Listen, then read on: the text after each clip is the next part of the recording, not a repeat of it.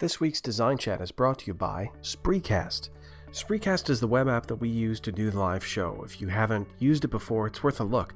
Think about it the next time you're doing a conference call or even trying to engage with an audience for your clients. You can broadcast on their site or embed it on yours. Your chat can be open or private just for your group, and they record it all for you. Playback is nearly instant. By the way, this is not a paid advertisement. I'm just really a big fan of their web app. So go to Spreecast.com and sign up for a free account today. Hello and welcome to Design Chat, the best live design discussion on the internet. I'm your host, Ryan McGovern. On Twitter, I'm at Hoopajoob and at Design Chat. Every once in a while, we get together with some of the coolest people from the design community. This time it's international, and we are talking to Mr. Tom Muller. Hello, Tom Muller. Hello. Hello, Muller, I should say. Hello. Thank you for joining us all the way from London. This is a special episode broadcasting in the middle of the day, obviously, here outside of Chicago. 8 o'clock for you, 2 o'clock for us. So I'm glad we could make this happen. We always kick off the show by doing a sort of brief introduction. Obviously not for me. Everybody's sick of hearing about me. So why don't you give a brief introduction about who you are, what you do, and why you do it? Oh, that's a hard one. I think in a nutshell, you can just say I'm a graphic designer. I'm from Belgium originally. I moved to the UK in 2000. What was originally like a 2-year plan, you know, gonna boost my career, go abroad, do some nice things, then come back. And 13 years later, I'm basically still here. I kind of got a traditional design education, then ended up doing multimedia, like web design. That was like the big hot thing back in the late 90s. And I've basically been doing that for most of my professional life. Although it's kind of evolved from just doing pure web design to, you know, graphic design as a whole across the spectrum, be it like, you know, digital, print, logos, branding, everything. So yeah, in a nutshell, I'm a graphic designer. And it's kind of cool to see this sort of story that you're building, right? That you were originally were interested and you were drawing comics for a long time, graphic novels, and discovered design and started working, and then followed the business, followed the excitement to London. And you've transferred your sort of visual knowledge into your graphic design career. Tell a little bit about that transition. I'm sure you've told the story a million times already, but that transition from drawing comics to realizing your career as a designer. Well, I never really drew comics like professionally or even semi-professionally. It was kind of like I used to read comics. I still read comics. And growing up, there was this kind of dream, like, oh yeah, I want to do that. There's probably like hundreds of graphic designers that are failed, or consider themselves failed comic book artists. And James White. So I kind of no, but I think like James probably like recognizes a lot of this kind of story, like, you know, growing up reading comics, like wanted to make comics. But I grew up with like two parents that are that were interior designers. So growing up, there was like this massive like creative influence in the house. Like my uncle's an architect, my cousin's a sculptor. So my brother and I always like grew up like in this like constant creative atmosphere, like learning, reading about design, even not really realizing what we were reading. Like now, kind of go like, oh yeah, I was reading about like we had like Knoll catalogs designed by Massimo Vignelli and stuff like that, and I didn't even realize like back in the day, like, oh yeah, this is like furniture or whatever. Now I'm kind of going like, oh, now it kind of all makes sense. So it was like that kind of design upbringing from my parents and my childhood like love of comics that kind of fueled me. It kind of inevitably pushed me into a creative career. And then all the way throughout college when I was studying graphic design, and before that I did like a few years of product design, there was always like this undercurrent of I want to do something like sci-fi or comics or whatever. And it never really clicked until in my final years in college when I realized that I've actually really liked graphic design. And when I discovered digital design, that kind of made everything, oh yeah, this is kind of like sci-fi, like you can animate stuff, and you know. Um, and then that kind of pushed me into graphic design full time, and the drawing side of things kind of ebbed away. But then through like circumstance, basically, I kind of ended up back into comics through a back door of design, and I started like working with Ashley Wood, for example, um, and kind of worked my way into the comics industry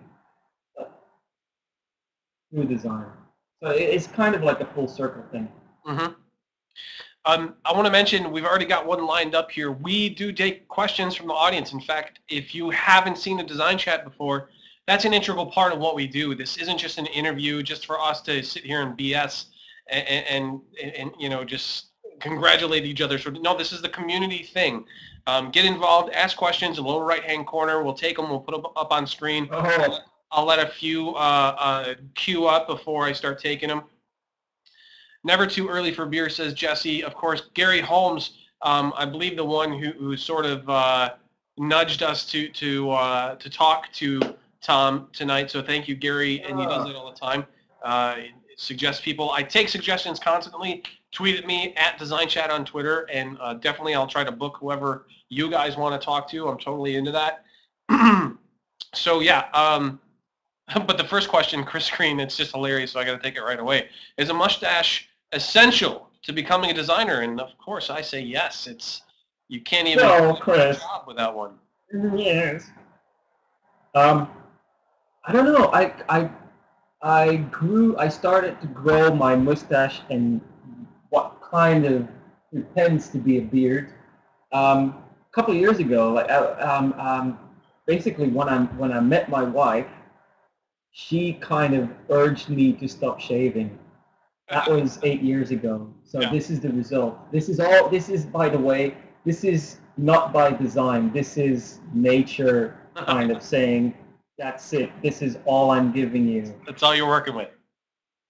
Yeah. So I can't, like, if I would shave now, it will probably take until 2016 for, like, this to reappear. You know, I wasn't a facial hair guy until like the last year or so. And I think part of that for me anyway was becoming a dad and, you know, starting to feel grown up. And, you know, I can also sort of draw a connection to, let me ask the audience a question. Did anybody else have this feeling during some of your first drawing classes, design classes, when you're sitting in a class and you're sketching in your sketchbook, and maybe it was during maybe a life drawing and it's a nude model, and you're sitting there. Did any of you have that moment where you're like, a realization of, I'm doing something, I'm learning about how to translate an image, you know, for myself in the same way that artists have done for hundreds of years, and instantly you feel a connection to a long history of great artists and sort of like a greater understanding of your job. The beard thing, I kind of feel a little bit the same way about that, because, you know, there's these great designers and creatives from history and writers and artists and all this. A lot of them had beards, man, and I just want to put it on and try it on and see how it vibed with me, and I think it's working this year. That's quite a good argument. I never thought about that. I think we're getting a little bit of a lag already, Tom. Sorry, guys, for that. It's, you know, sometimes it happens. Video chats, you know, they get a little squirrely sometimes. We'll figure out a way to work through it. Can I mustache you a question? Says Gary. Yes, you may. All right, in fact, actually. Ask lots and lots and lots of questions. Because this is your time to do it. You guys have about 45 minutes, and then the show's over. So let's move on. I mean, going through some of your older interviews, you can kind of see the story of how, you went from Belgium, to different agencies. You first came to London at a place called VIR2L Virtual. I was like, that's got to have a name to it. And then Kleber, and then Studio Output. Now you're working sort of on your own through Mystery Box. Tell a little bit about that arc and why you're making some of these moves, and why you're comfortable doing what you are now. Well, when I graduated, way back in '98 in Belgium, I was like, the kind of done thing was you just start working at an agency. And during my time in college, I used to work at the local comic book shop, and during my time there they expanded and they opened like an art gallery. So the owners of the shop knew that me and my friends were like, we're always drawing, and we got offered to like one summer. That was way back in '94, '95. We got offered the gallery space for a month to just like exhibit our artwork, and that started with just 4 people, and that kind of caught on, and every year since, so they've pretty much been running it every summer. They organized this 1-month exhibit for like local undiscovered talent, and that's now, I think, over 100 people that exhibit every summer. And through that exhibit, I kind of landed my first job by a guy who saw my stuff. He knew someone at the agency, and then before I knew it, I was basically employed like a month after I graduated. And I spent 2 years at like an ad agency, basically, just learning the tricks of the trade. I didn't know any web design programs. I didn't know Dreamweaver. I didn't know how to code. Start from scratch, basically. And they kind of gave me a chance, saying like, we can see that you can design. Everything else will kind of come with the job. That I spent 2 years there, and like while I was there, I started to discover like the online design scene. Basically, I discovered KKK, Creo, all the like design agencies in the UK and the States, and I started to get this feeling like I really wanted to go and work there, because I saw like the stuff that people were doing back in '98, '99. I didn't find anything like that in Belgium, and I really had this idea like, if I really want to do what I like seeing and what I want to do myself, I need to go go abroad. But I didn't know how until Virtual Studios, which was based in Washington. I think in Bethesda, actually. Is that near Washington? Say again? Is Bethesda near Washington? Not familiar with that area, but I don't think so. Okay. So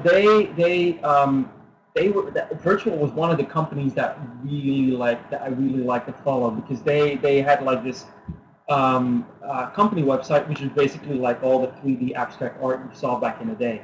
And they opened an office in London, and they needed, for some reason, Dutch-speaking designers. So I applied, and luckily landed the job. So that's when I basically moved to the UK in the summer of 2000.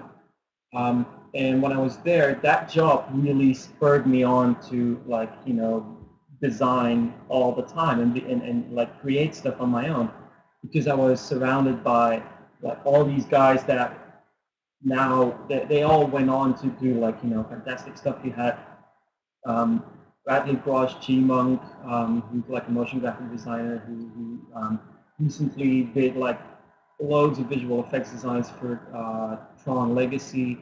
You got Michael Young from You Work For Them was one of the designers there. James Wydgren, who runs Your Majesty. Anders Schroeder, who used to run Deform. So it was like this really like super intense like creative atmosphere. Like everyone was like went into work at 10, worked until 6, and then from 6 till like 11, 12 at night, everyone was just jamming on their own stuff. So they kind of spurred me on to like, I was the only guy there who didn't have a personal website. So they were really going on like, no, you really need to do your own stuff. Hang on, my screensaver just came on. You can tell the light on your face changed. There we are. And that I spent basically a year at virtual just working my ass off, like basically we didn't have a social life. We would like work and design 7 days a week. On weekends we'd like sleep in and then we'd go to the studio and jam. And we all lived quite close, so we didn't have internet connections at home. We just like, oh yeah, I need to check my mail. I'll go to the office and then just hang around for a few hours and do stuff. And then that was around 2000, 2001, and then the dot-com bubble burst, and you kind of saw like all the agencies around us like go bust one by one. Like Oven Digital, back then quite a big agency, closed. Pen, which is also like a really big like group of companies. They all like one by one closed down. People made redundant, and then during that year we kind of went through the same thing, and I ended up being made redundant in the summer of 2001, and then I luckily had enough like kind of freelance stuff to keep me going. And then after that, basically, it was, you know, do I stay in the UK or do I go back to Belgium? Mm-hmm. And then looking around, I found a job at one of the agencies I wanted to work at was Kleber, which is like a really small interactive design studio, who did a lot of work back in the day with the Designers Republic and Warp Records, and like, you know, they really did a lot of music stuff. So I ended up there by chance and spent the next 8 years there, starting as a designer, like becoming a partner in the company. But all the time I kind of started to do like stuff on the side, like all the comic book design stuff with Ashley Wood. Doing bits and pieces, logo design left and right. So I kind of started this sideline of more print-based design to accompany my digital stuff. That lasted for 8 years. Then after that, the spring of 2010, we decided Kleber had kind of shrunk down to just myself and the guy who started the company in '98.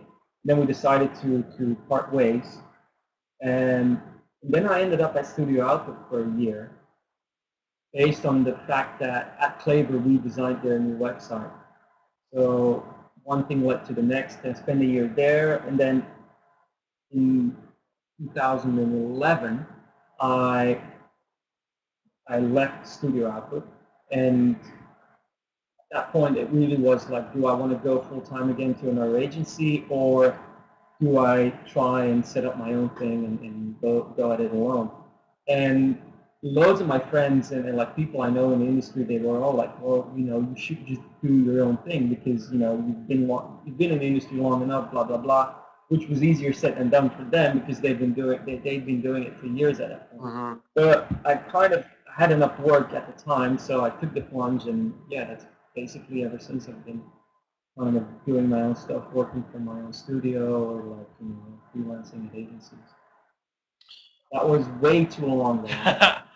Well, you know, it shows this complicated path, right? This I think it also shows that there are so many different options that creative people have. Like, we've got a question in the audience about, you know, I'm doing this one thing, but I'm thinking about moving to design. Let me see if I can pull it up real quick. From Anthony, says, I'm stuck in a loop between graphic design and illustration. I love drawing, but I'm good at graphic design. I don't know what program to choose in college. Any tips for me? I think you just have to go with like what you feel most comfortable with.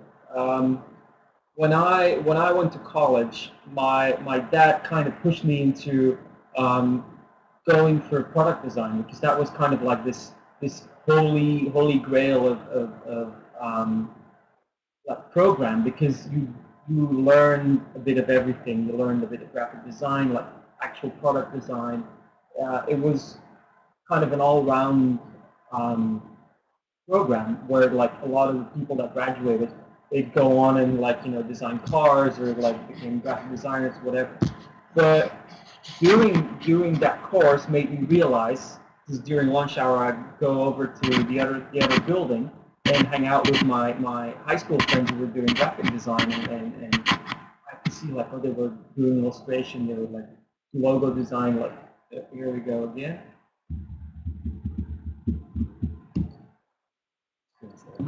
He's back. And that kind of, you know, made me realize that it's not always, you know, you have to go with your gut feeling at the end of the day. And I think if you know, you just need to go with whatever makes you happiest. You know, if you get up at like 2 in the morning and you can't sleep, are you going to draw or are you going to design? That's basically the choice you have. Hold on one second. Q-U-E-U-E. So, yeah, I mean, I couldn't say that any better, really. I mean, Anthony, my advice would be for college, choose what you think is going to be the most comfortable for you, what you're going to enjoy the most for the next 4 years or however long your program is, but with the mindset that you could absolutely change your mind after you're done with that degree. Just because you get that degree doesn't mean the rest of your life has to be spent doing illustration or specifically graphic design. Especially with these two fields, they're a Venn diagram. There's a cool spot in between the two where you can find plenty of jobs. So if you decide, or there could be a whole other media that's introduced in 5 or 10 years that creative people take on to make money. So don't think of it as a sentence that's going to define the rest of your career by any means. Yeah, because when I graduated, I didn't know anything about digital design and web design. We had like a 2-week course by a guest lecturer, and all my knowledge when I started, I kind of actively wanted to go into digital because I didn't know anything about it. Right. It looked exciting, and I was like, I'm gonna, like, you know, screw book design, screw Quark Express. I want to do, like, you know, animated GIFs. So it doesn't really, you know, I think college is like, whatever you do, I mean, it doesn't even have to be design related. It's a really good space to just like kind of get your head in order, party, and, you know, just let everything out, and then, you know, just give you time to you know, make a choice. You know, this could be said for a lot of different careers, but I think it's especially true for the creative professionals that you never stop learning. You don't always need experience to dive into a subject. And now that there's so many sources available online to learn different skills, there is really no excuse. If you stop learning, you stop growing, and your career will become stagnant. So, you know, in choosing a degree, like I just say, whatever you're most comfortable with for right now, and then you're going to learn something else later. So you'll be fine. Don't stress over that decision. We got a couple other questions here. Well, you know, this one always comes up, and we have to address it because it is important in telling the story about who you are and why you're doing what you're doing. You know, but yeah, I mean, you're gonna have, you know, what. So let's focus the question. If you could name one experience or artist that you had in your youth that directly shows what you're doing now, what would that one experience or artist be? Oh, man. This is going to sound like incredibly corny, but I have to say my dad, basically. It's like, oh, no, really? Wah, wah, wah, wah. No, it's just like, maybe it's because my parents were creative people, and my dad had his own design practice. In, like, you know, the house we grew up in until I was like 10 years old, had, on the ground floor next to the garage, he had like his kind of his studio, and I'd spend pretty much every day. I didn't go to school. I'd sit, like, he had like his drafts table, and he would be doing his stuff, and I'm sit next to him at a desk, just like drawing and like doodling and like coloring Sesame Street coloring books, and You've been your whole life in a studio. That's amazing. Pretty much, yeah. Thank you for Anthony for your question, and Phil also for yours. I want to remind the audience to go ahead and you can put them in the chat room, and I'll put them in the queue, or just type them right in the queue. We've got another one here from Guila. Hope I'm pronouncing that correctly. She says, I really love that you work for so many different markets, including entertainment, comic books, etc. How do you promote yourself? I don't think I do anything special, really. I've always been quite happy to do like interviews, or like whenever like a design magazine comes to me, it's like, oh yeah, we need contributions for like whatever. I'll always happily reply to, like, you know, what about any topic, just to get my name out there. But I don't know. I tweet. I use Facebook, Instagram. It almost seems like don't- the choice to participate in social media now, Yeah. it serves a lot of purposes. You know, not only like you getting something out of communicating with others, but if Yeah. your work is good and people want to see your work, that's a self-promotion in itself. So it's like, you know, some people, it's almost a given to, like, if you're in like the industry that we are in, you need to actively push yourself. You need to, like, you know, be on Twitter, be on Facebook. It sounds really corny, like, you know, social media and whatnot. But it really helps that, you know, people recognize your name, and maybe they don't always immediately know the work that's behind the name, but at least they, oh yeah, I've heard about such and whatever, and that's like a foot in the door. And I think the other thing is, you know, if you can do, you know, lectures, or like go on the conference circuit, like that is another really good way. By the way, any conference organizers watching? Shameless self-plug. No, but, yes. Well, see, that's another thing. I'm not ashamed to, like, you know, just go for it, and, you know. So like my mom always used to say, you always have a no, a yes you can get. I'm not sure if that translates right into English, but it's kind of basically like, you know, you never know until you ask, kind of thing. Sure. So. Well, the same thing can be said for how people approach, like, getting an interview. I mean, I've heard stories from really great designers on the show who, you know, they knew that there was an agency they wanted to work for, and there wasn't a job posted at that specific agency, so they aggressively created relationships with people who worked there to get their work in front of someone. And it's the same thing with social media. If you're timid and you're not willing to put yourself out there and sort of be able to express yourself visually and verbally, then nobody's going to know who you are, and you're just going to remain in a dark corner doing what you like to do and not do it. It's kind of like indie musicians going, I don't want to be famous. Yeah, I don't want to sell out, man. Well, a lot of design coincides with business a lot of times, and, you know, you don't have much of a choice in that matter. Speaking of business, you have a website with your wife, Mr. and Mrs. M, right? And you, once in a while, your wife is also involved in the creative field. She's a creative director at Tank Magazine. And once in a while, you take on projects together. I find that really interesting. I find, because managing the relationship between, you know, husband and wife, and then coworker taking on a creative project and actually getting paid for it. Talk a little bit about how that dynamic works for you guys, what works and what doesn't work. It kind of happened in a spur of the moment. It was because you know, we're both designers, so, you know, it was kind of like the logic thing, like, oh my God, let's do something together, it'll be awesome. Yeah.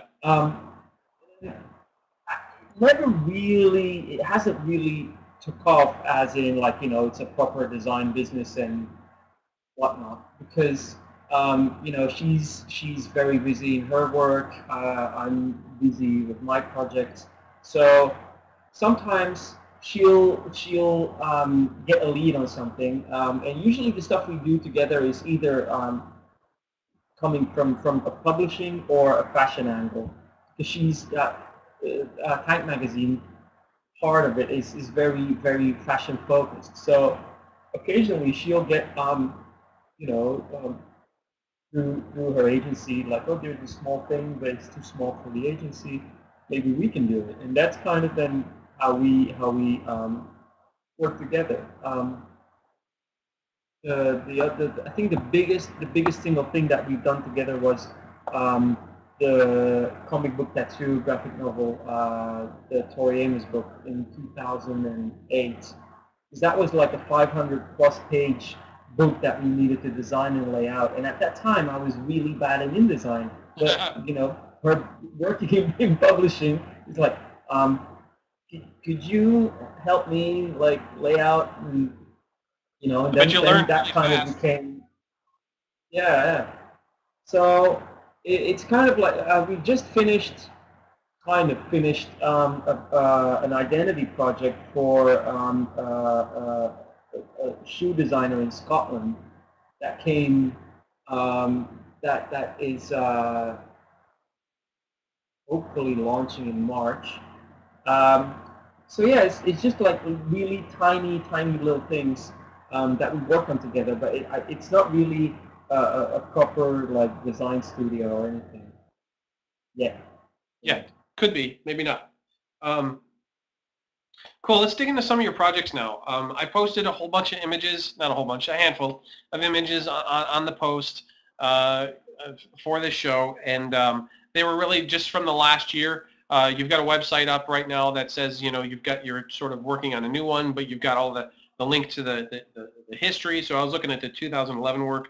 There's some really great stuff on there. The first one, let's critical acclaim, the Coen graphic, right? The infographic for the Coen brothers, all their movies and stuff, timelines, characters, all this kind of stuff. You designed that and posted it. It got picked up by tons of blogs. It was people loved it. Tell a little bit about sort of why you started the project, and then the sort of explosion of interest that happened after you posted it.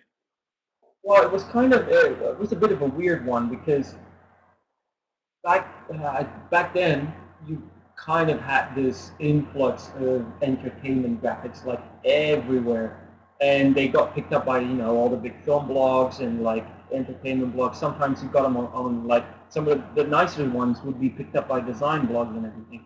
So it was kind of this thing like, let's see how to game the system basically, and design something and see where it leads. And just made it, posted it on my blog, and I think I did it over Christmas. And I posted it, and for some reason, a couple of smaller blogs picked it up, and then all of a sudden, it ended up on /film, and from then, basically, it went everywhere. That's it. It's nothing, no earth-shattering like details or like. And then, although I heard through the grapevine that the Coen brothers actually liked it, they saw it and they thought it was really cool. So, you know. It is this great intersection of sort of art and data and art and science, where, you know, there's so much beauty involved, not only in, you know, talking and thinking about how they made their films and their characters, the way that the whole infographic is laid out in showing those characters, and then overlaying a clear translation of the data that's involved with all of those films and characters. It's just fun. It sort of lights up a part of your brain that doesn't always get interacted with, and it's just, you know, a fun way to sort of reflect on all those. So bravo, though. I mean, it's really cool. Obviously, you've been congratulated 100 times on that. The DC. So it's weird. It's like. Go ahead. Go ahead. No, you go. No, go ahead. No, it's no, stop. No, stop. It's weird. It's like those like kind of left field things that you don't really think.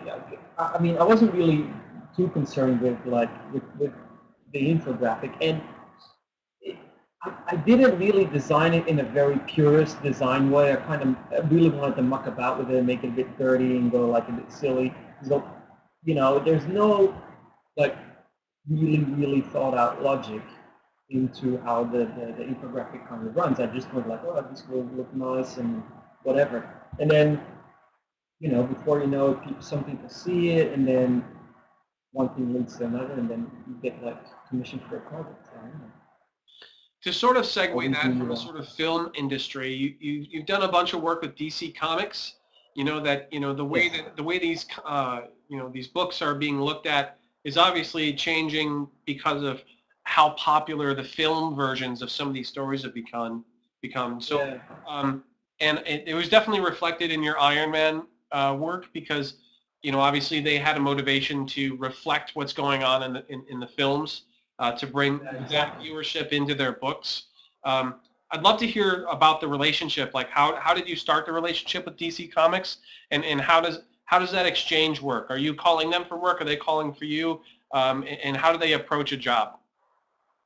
Well, firstly, Iron Man is Marvel Comics, dear Oh, Ryan. sorry. I gotta I turn in can my almost nerd hear card now. James going like, "No, it's wrong." Um, the thing is, like, I think the the comic book industry is quite insular. It's very similar to the design industry, for example. Like everyone knows everyone.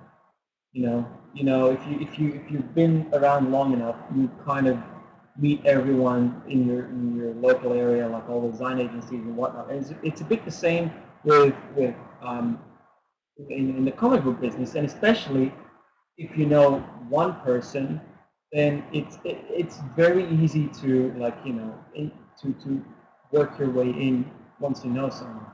And I, like I said earlier, kind of bumped into Ashley Wood online in 12 years ago. Um, and we started talking, and I started doing his websites, and we got this thing. We had this thing going where I designed a ton of websites for him. I started doing logos for his books. Did a couple of covers, and then that kind of started to spin into because Ash is quite well known in the industry. So people started to see the work, and then I hang like really nerdishly. I hung out on like comic book forums, still do. But I hung out on Mark Millar's forum, for example, and then that's where I bumped into Liam Sharp. There's loads of the nice thing about those forums is that creators and fans kind of interact with each other, and they just like talk backwards and forth. So I ended up bumping into Liam Sharp on Mark Millar's forum, which led to me working with Liam on all the Event Horizon books, which in turn kind of gave me, like, I kind of upped the level a notch. Because now I was kind of working with a startup independent publisher a couple of years ago. And then Warren Ellis ran a forum called The Engine years and years and years ago, which was kind of set up by him as a place where comic book creators could all shapes and sizes could talk to each other and like just talk about the industry and whatever.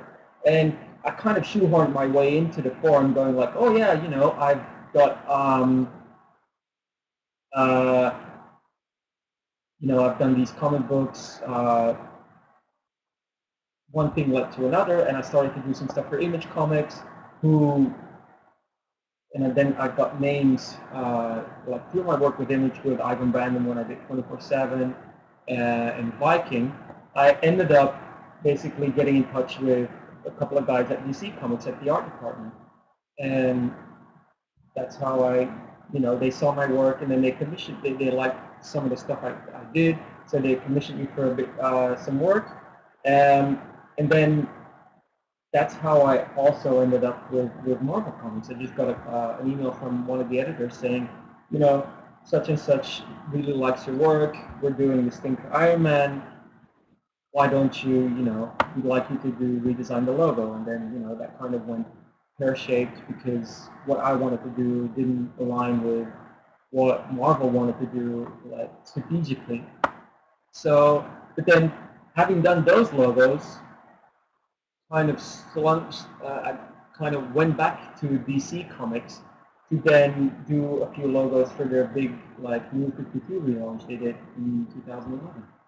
So, you know, one job failure led to two other projects. Speaking of small world, I threw the link up there a little while ago where we had Paul Jenkins, a comic writer, on the show. One of our very earliest shows. I want to say it was around 15 or 18, and I can't remember. We might have actually lost that video. I don't know if that video actually ever got published, but I'll look back in the history and see if I can post a link to that in just a little bit. But yeah, it can totally be an insular and small world, and that's awesome though to hear that story. The guys in the chat room are saying that we're experiencing a little bit of lag. Are you guys still experiencing that? I know we were talking over each other a little bit a second ago, but I think we got that figured out. I think I don't get any lag, or I don't feel any lag from your side. Okay. Well, we'll just keep on trucking on then. Yes, a bit. Well, all right. Still talking over each other. All right, we'll just have to deal. All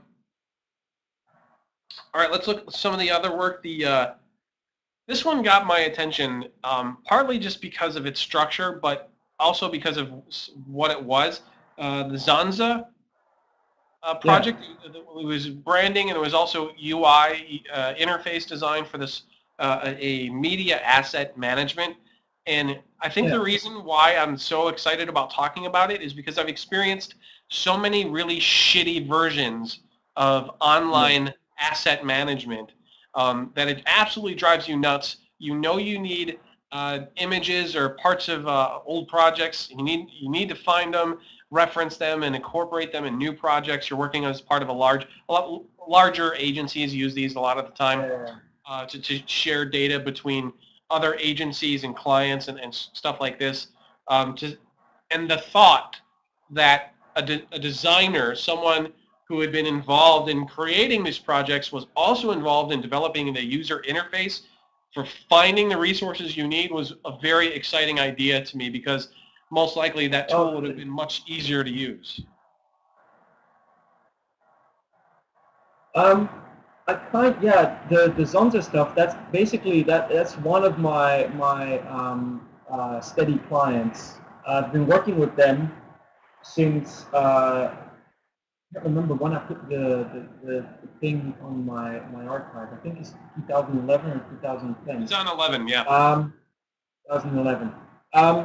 That was basically I worked with friends of mine who have a development agency in Sweden, who kind of developed the whole backend that drives Zonza. And then the company that owns Zonza is a company called Hogarth. They that's basically what they do, like asset management system, production, and all that stuff.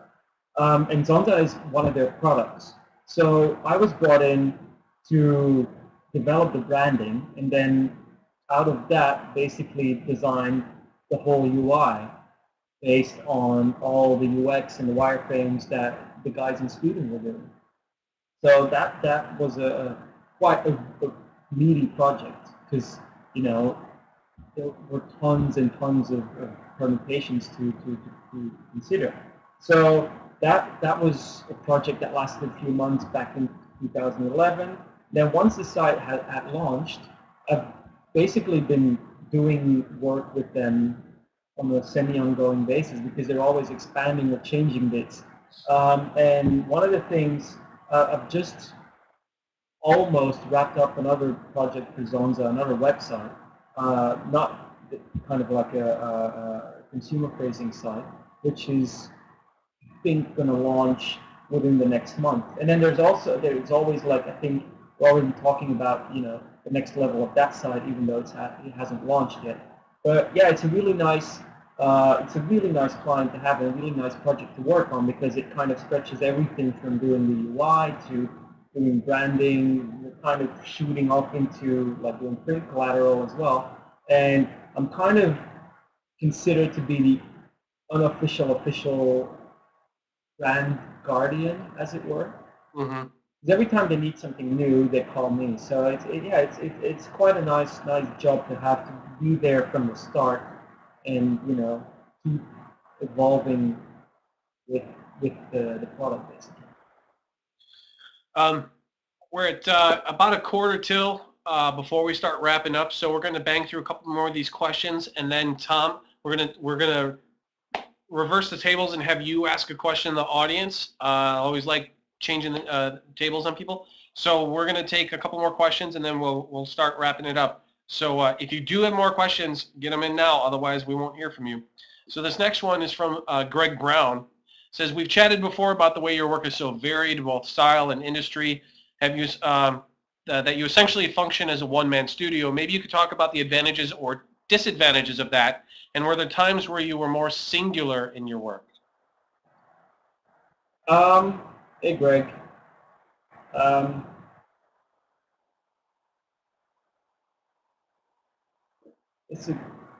Actually, for those who don't know, Greg and I were buddies, and we went to the pub like last week, and this is like one of the things we kind of talked about before, because you know, if you go to my website now, as you said, there's nothing there. It's just kind of like a glorified holding page with a list of like the most recent stuff I've done.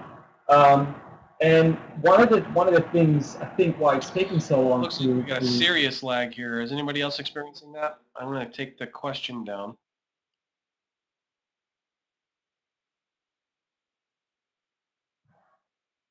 Is it all right?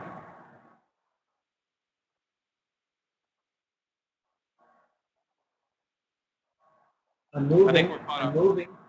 I think we're caught up. It's back. All right. So where was I? Yeah. Basically what I was saying was that it's one of the things that I was talking about with Greg before in the pub. One of the reasons why my new site hasn't been launched yet is because I haven't really started designing it. But one of the things is like, here we go again, internet lagging, screensaver, it's chaos in London. One of the things that is kind of, you know, causing the delay is because I'm trying to kind of think up sort of elevator pitches, like how to position myself, because I kind of, in many ways, I do act as a one-man full-service agency. I do like everything from digital to print, from logo development, branding, UI design, app design, you know. So it's really difficult for me sometimes to kind of shoehorn myself into one discipline, because when I meet people, some people might know they only know me from my comic book stuff. Other people only know me as a web designer, and then it's kind of this point of trying to sell myself, saying like, well, those are just like puzzle pieces. The whole thing, I can do everything basically, which the Zonza project is a really nice example of, you know, going through the whole narrative of, you know, starting with a logo, developing a brand language, going into the digital aspect, going through the print aspect. So it's kind of, you know, I think the good thing is that as a one-man studio, I can be really flexible and offer clients the full spectrum of services, and, you know, develop something that isn't fragmented into like, here's the logo, someone else will build the site, someone else will do this. The other hand, the downside is that some people, some clients or some agencies think you're too small, or they can't see how you can do all these different things without, you know, doing the same thing, doing those things at like an equal standard. Then the last part of the question was if I ever had like a more singular approach to things.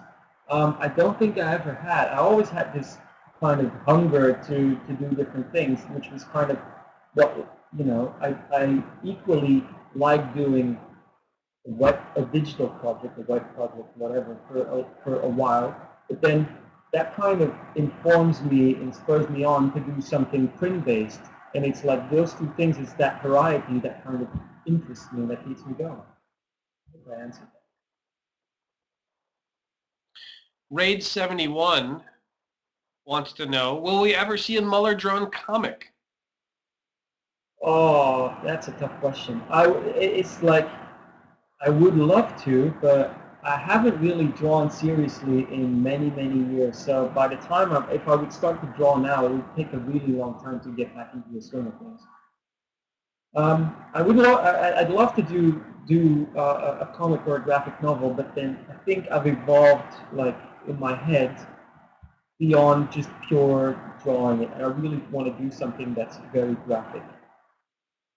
So maybe a Muller drawn in brackets. On the same sort of note, the question, if you weren't doing what you're doing, what would you be doing now, sort of thing. But take it one level further. Something happens in human evolution, and all the creative jobs in the entire world are killed. There's no reason for anyone to do any more creative jobs. It's taken care of by this new innovation. Then what would you do? If I wasn't doing anything creative or anything design-led, I'd be an archaeologist. That's really easy because that's what I wanted to do in high school, like early on. When I was like 13, 14 years, well, I've always had this thing with like ancient Egypt and like, the whole ancient Rome, ancient Greece, like the whole mythology, cultural aspect of that. And when I was 13, 14 years old, my history teacher, I kind of really looked up to him and it kind of clicked. And he really sold the idea of like ancient Egypt and like archaeology and like study art history basically. So yeah, that has always been like kind of like distant love. If I wasn't designing, if I couldn't or sucked at design, I'd be doing art history. I'd probably be like a dusty old curator in a museum. All right, last question before we start wrapping stuff up. Tom, what design trends do you feel we see in 2013, and will we see a Tom Muller? We already kind of answered that second question. I don't know. I just contributed to a piece in .NET magazine about design, like online design trends. But like design trends in general. I don't know. To be honest, sometimes it kind of becomes a blur. If you've been in the industry long enough, you notice the changes and you see what's kind of happening and how things are evolving. But you don't see like really hard breaks anymore. You see shit. I think Tumblr is a fantastic place to hang out and kind of see things bubbling under the surface. And you really see when things become a trend when all of a sudden, like, it's on MTV, it's on all the TV channels and mainstream magazines.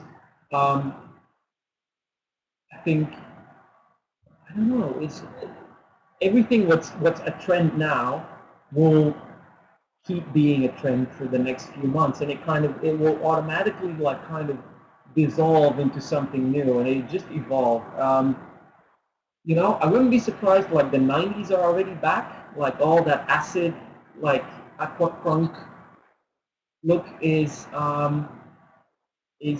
pretty big now. So I think in a couple of years' time, we'll see the early noughties back.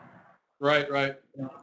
I'm waiting for the David Carson resurgence, broken typography.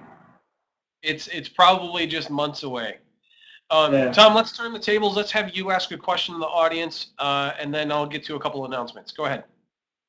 Oh Jesus, I haven't got anything prepared. All right, question for the audience. I assume everyone that's tuned in is a designer or in some kind of creative job.